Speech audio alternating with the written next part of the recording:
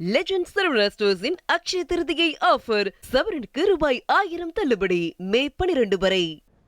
மதுரை மாவட்டம் மேலூர் அருகே சமத்துவ மீன்பிடி திருவிழா வெகு விமரிசையாக நடந்தது.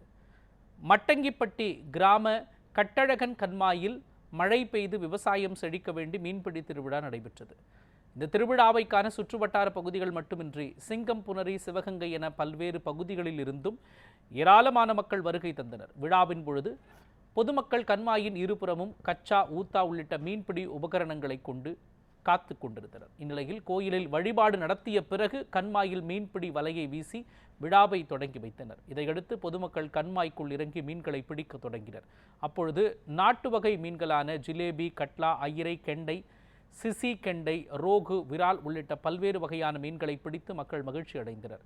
இவ்வாறு சாதி பாகுபாடு இல்லாமல் ஒன்றாக சேர்ந்து மீன்பிடி திருவிழா நடத்துவதால் நல்ல மழை பெய்து விவசாயம் செழித்து மக்கள் வளம் செழிக்கும் என்பது இப்பகுதி மக்களின் நம்பிக்கையாக உள்ளது.